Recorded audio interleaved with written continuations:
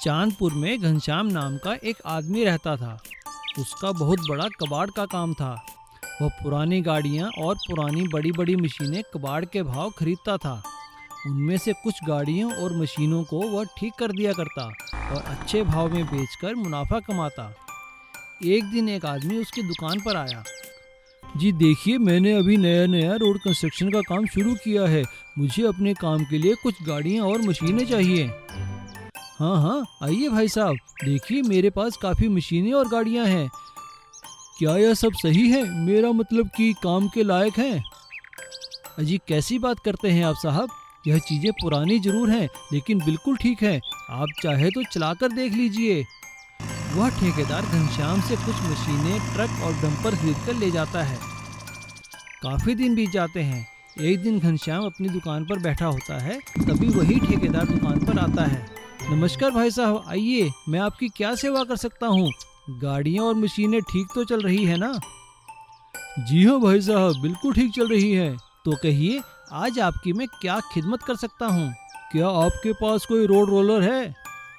आप 3-4 दिन बाद आ जाइए, मैं आपको एक अच्छा रोड रोलर दे दूंगा। ठेकेदार के जाने के बाद घनश्याम अपनी दुकान में काम करने वाले मुरारी को कहता है, मुरारी, वो रोलर जो हमने पीडब्ल्यूडी वालों से खरीदा है, उसे ठीक कराकर नया पेंट कर दो। ठीक है सेठ जी। शाम को जब घनश्याम घर पे आता है, अजी सुनते हो, पिताजी की तबीयत ठीक नहीं है। भैया का फोन आया है अभी अभी। घनश्याम अपनी पत्नी के साथ अपने ससुराल चला जाता है और अपने बेटे चिंटू को दुकान का ख्याल रखने के लिए कहकर जाता है। अगले दिन चिंटू जब दुकान पर पहुंचता है तो वहां रोड रोलर देखकर हैरान हो जाता है। तभी चिंटू को एक शरारत सूझती है। वह रोलर को लेकर मार्केट में चला जाता है। सब लोग उसे देखकर हंसने लगते हैं। तभी अचानक मार्केट की ढलान पर रोड रोलर बेकाबू हो जाता है। काफी कोशिश करने के बाद भी वो नहीं रुकता और सीधा एक गोदाम को तोड़ता हुआ अंदर घुस जाता है। आवाज सुनकर गोदाम का मालिक बाहर निकलता है। अरे ये कौन है? कहाँ से आया? कौन हो तुम लोग? चिंटू उस आदमी को सारी बात बताता है। गोदाम का मालिक घनश्याम को फोन करके अपने पास बुलाता है। अच्छा, तो ये आपका बेटा है? अरे भाई साहब, आपने तो कमाल ही कर दिया। मैंने तो आपसे रोड रोलर मांगा था, आपने तो मेरे गोदाम में ही पहुंचा दिया। यह सुनकर सभी हंसने लगते हैं। सीख, जिसका काम उसी को साजे। कई साल पहले निजामपुर गांव में 2 दोस्त रहते थे। एक का नाम था भीमा और एक का नाम था बबलू। उन दोनों को फिल्म में एक्टिंग करने का बहुत शौक था। काफी मेहनत करने के बाद दोनों को एक फिल्म में एक्टिंग करने का मौका मिला। उस फिल्म की शूटिंग हो रही थी। एक बड़ी सी मछली लोगों के पीछे भाग रही थी। तभी डायरेक्टर ने कट और ओके शॉट का इशारा दिया और लंच ब्रेक के लिए कहा। मछली के अंदर से भीमा और बबलू बाहर निकले। यार बबलू, हम लोग तो यहाँ हीरो बनने के लिए आए थे, लेकिन इसने हमें कहाँ फंसा दिया। क्या रोल दिया है हमें। हाँ भीमा, ऐसा तो हमने कभी सोचा ही नहीं था कि हमें खिलौना मछली को चलाएंगे। तुम ठीक कहते हो, जल्दी चलो वरना कैंटीन में खाना भी खत्म हो जाएगा।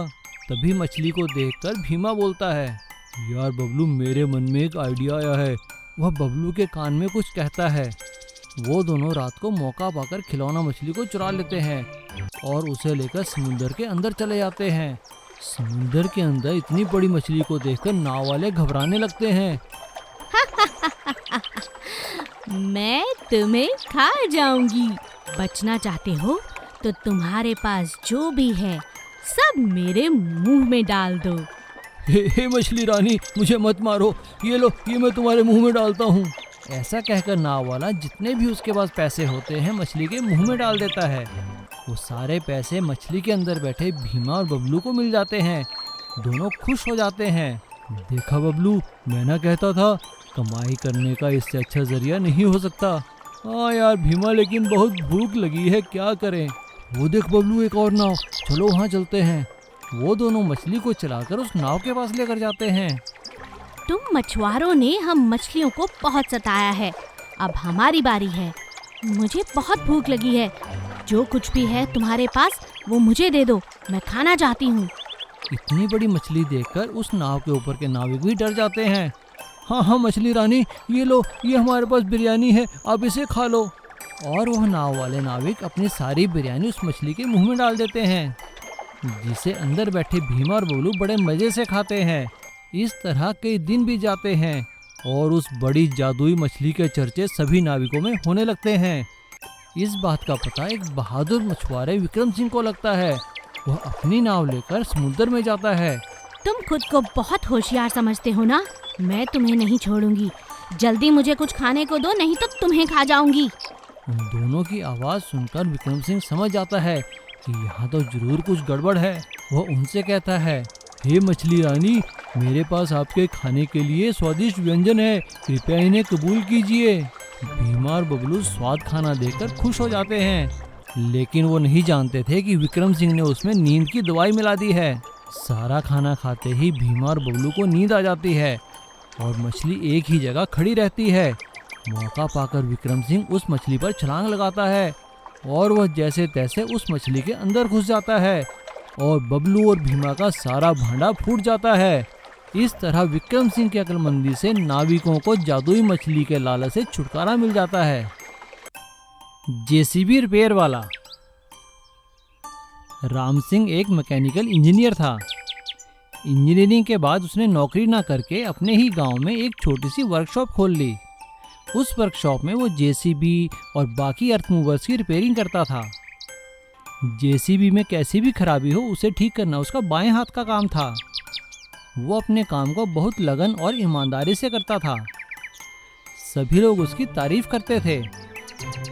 वाह बे राम सिंह, मैकेनिकल इंजीनियर होने के बाद भी तुम यहाँ पर हाथ काले कर रहे हो और जेसीबी रिपेयर का काम बड़ी ईमानदारी से करते हो।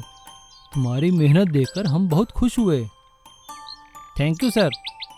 अपना काम करने में कैसी शर्म, मैकेनिकल इंजीनियर हूँ तो क्या हुआ, काम तो काम ही होता है ना सर। तुम्हारे विचार सुनकर मुझे बहुत अच्छा लगा। आज से मेरी कंपनी की सभी जेसीबी तुम ही रिपेयर करोगे। Thank you sir. Ram Singh के पास काम की कमी नहीं थी। उसने अपनी सहायता के लिए अपने वर्कशॉप में 3-4 लड़कों को भी रखा था। एक साल काम की आपाधापी से थकान मिटाने के लिए राम सिंह अपने परिवार के साथ हिल स्टेशन पर घूमने जा रहा था, लेकिन तभी रास्ते में काफी ट्रैफिक जाम हो गया। राम सिंह ने गाड़ी से उतरकर पूछा, क्या बात है भाई साहब, इतना ट्रैफिक जाम क्यों है? कुछ नहीं भाई साहब, यहाँ से 1 किलोमीटर आगे बहुत बड़ा लैंडस्लाइड हुआ है और एक मकान उसमें दब गया है। पुलिस और प्रशासन बचाव की कोशिश कर रहा है। उस मकान के अंदर 6 लोग फंसे हुए हैं। राम सिंह गाड़ी से उतरकर पैदल ही आगे देखने के लिए निकल पड़ता है। वहां पर एक जेसीबी बचाव कार्य में लगी हुई थी, लेकिन अचानक सभी लोग परेशान हो जाते हैं। अरे भाई क्या हुआ, जेसीबी क्यों रोक दी? सर लगता है इसमें कोई खराबी आ गई है, मैं देखता हूँ अगर ठीक हो जाए तो। अरे देखो भाई जल्दी करो, मकान में लोग फंसे हुए हैं, उनको बचाना बहुत जरूरी है। दूसरी जेसीबी आने में पता नहीं कितना समय लगे। वहां खड़ा राम सिंह ये बातें सुन रहा होता है। वो देखता है कि जेसीबी का ड्राइवर जेसीबी ठीक नहीं कर पाता। तब राम सिंह उसके पास जाता है। भाई जेसीबी में क्या हुआ? एक पुलिस वाला राम सिंह से कहता है, अरे साहब आप जाइए यहाँ से, इसे अपना काम करने दीजिए। राम सिंह हंसकर पुलिस वाले से कहता है, देखिए सर मैं एक मैकेनिक हूँ, मैं आपकी जेसीबी ठीक कर सकता हूँ। यह बात सुनकर सब हैरान हो जाते हैं। राम सिंह 10 ही मिनट में जेसीबी ठीक कर देता है और दोबारा से बचाव कार्य शुरू हो जाता है और जेसीबी समय पर मलबा हटाकर मकान में फंसे लोगों को बचा लेती है। जेसीबी देखते ही देखते सारा मलबा साफ कर देती है। सभी लोग राम सिंह का धन्यवाद करते हैं। अरे नहीं सर, धन्यवाद की क्या बात है, ये तो मेरा फर्ज था। और सड़क खुलते ही राम सिंह अपनी छुट्टी मनाने हिल स्टेशन की ओर निकल पड़ता है। सभी लोग तालियां बजाकर राम सिंह को अलविदा कहते हैं। एक गांव में राम और श्याम नाम के 2 भाई रहते थे। राम पढ़ाई लिखाई में बहुत होशियार था, दूसरी तरफ श्याम पढ़ाई लिखाई में बिल्कुल भी होशियार नहीं था। उसका ध्यान पढ़ाई में कम और खेल कूद और बाकी चीज़ों में अधिक था। नंबर कम आने के कारण स्कूल में श्याम के टीचर उसे डांटते रहते थे। राम और श्याम हो तो तुम दोनों भाई, लेकिन राम पढ़ाई में इतना अच्छा है और श्याम तुम्हारे नंबर हमेशा कम क्यों आते हैं। डांट पड़ने पर श्याम उदास हो जाता है। वो दोनों स्कूल से वापस घर पहुंचते हैं तो उनके पिताजी उनसे पूछते हैं, क्या बात है श्याम कुमार, इतना मुंह क्यों लटकाया है? लगता है आज फिर स्कूल में डांट पड़ी होगी। यह सुनकर श्याम कुछ नहीं बोलता और चुपचाप घर से बाहर निकल जाता है। राम अपने पिताजी को सब बताता है। श्याम के पिता श्याम को ढूंढते हुए घर के पीछे जाते हैं तो देखते हैं कि श्याम वहाँ पे कुछ ना कुछ ड्राइंग बना रहा था और लोहे के टुकड़ों से अजीब अजीब खिलौने बना रहा था। वह उसका कान पकड़कर उसे खूब मारते हैं। पिताजी मुझे क्यों मार रहे हो? ज्ञान का मतलब केवल अच्छे नंबर लाना ही तो नहीं है ना। अगले दिन जब राम और श्याम के पिता दोनों को अपनी बाइक पर बिठाकर स्कूल ले जा रहे थे, तभी गांव के मुख्य चौराहे पर एक नया ट्रैफिक पुलिस वाला आया था। उसने उन लोगों की बाइक को रोका। एक बाइक पर 3 सवार, चलो बाइक साइड में लगाओ, तुम्हारा चालान होगा। अरे साहब, हम तो रोज ही स्कूल जाते हैं, बच्चे ही तो हैं, माफ कर दीजिए। नहीं, तुम लोगों का चालान होगा। और उसने उनका चालान काट दिया।